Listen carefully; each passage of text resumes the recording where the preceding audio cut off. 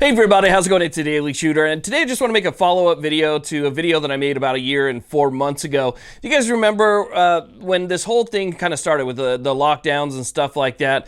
The record number of sales that we saw was massive, and a lot of those sales were people who were first-time buyers, people who were getting something for home defense, something for self-defense. They saw what could be coming down the road, and they wanted to be able to protect themselves and all the stuff that they owned.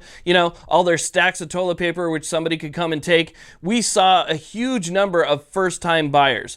And we thought, I mentioned this in several videos, I thought that those first-time buyers, once they kind of got over the initial reaction to everything that was going on, and maybe when things started to settle down a little bit, we'd see this huge influx in the shop of all of these used guns.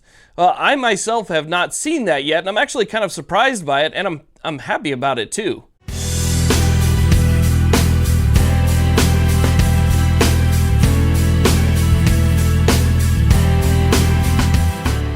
So I have a friendly relationship with a few different FFLs here in Las Vegas, and so I decided to give them a call or just go in the shop myself and see what their used inventory looked like. And I was surprised. There was maybe like 4 or 5 things in there, really not that much. I honestly expected cases to be full from all of the people that I saw that were first-time buyers and people that I talked to that were first-time buyers. I expected that, once everything kind of settled down, they would rather have the money than the thing that they didn't expect to buy or weren't planning on buying before everything went down.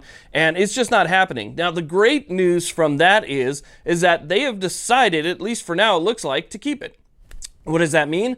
That means that huge new influx of people who never got into the Second Amendment before might be into the Second Amendment now, which means we could have maybe some new Second Amendment voters. A lot of times when it comes down in politics, people vote for, it's like one specific reason. Like, I'll vote for this party because I believe in this one specific thing and maybe the other party doesn't. Or, it's always like a one issue, a single issue voter. Those are the type of people that will vote regardless in one specific direction because of that single issue. And I think that this might get us those single issue voters that will say that I don't want these things taken away from me. I see that the other party is trying to take these things away from me in one form or another. And so I'm going to go this direction and go with the party that's least likely, not totally unlikely, but least likely to take these away from me in the future. Now, regardless if people change their voting status or not, I'm still shocked at how wrong I got it, because I would have honestly bet money that we would have seen a massive influx of used inventory, and we just haven't.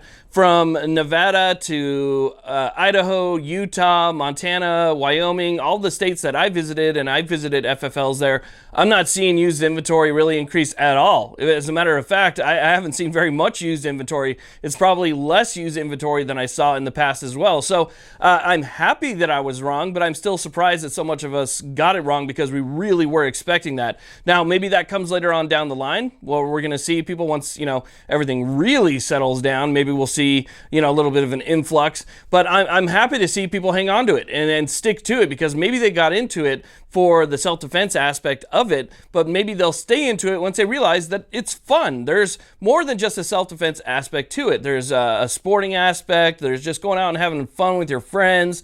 There's a self-improvement aspect to it. It's you can get a confidence boost out of it. There's a lot of different things that you can do, and people sometimes only see the movies. They only see TV. They only see news reports, and so when they only see that media being brought to them, they don't know any better. But then once they get into it, they realize, hey, this is actually a lot of fun. I'm having a good time, and I'm getting better at this. So maybe they started off with something small, and maybe they'll add on to that and get something bigger, right? And that's kind of how it starts. That's how you end up going down the rabbit hole. So it's nice to see that people are hanging on to them. I hope that they hang on to them for as long as possible and get into it and realize that, look, the news isn't always feeding you the truth about these things. You can have a really good time, and they can become a very fun, expensive, but fun hobby. So we'll see what happens. But I just wanted to make a follow-up video to that video that I made, a year and 4 months, year and a half ago, where I said, get ready. We're going to see a huge influx of used inventory at the FFLs, and we're going to be able to pick stuff up for cheap. And it's going to be, this big buyer's frenzy for those of us who are going to hang into it. So anyway, I just want to talk about that real quick. I want to thank you all very much for watching. I really do appreciate it. Please like, subscribe, and have a great day.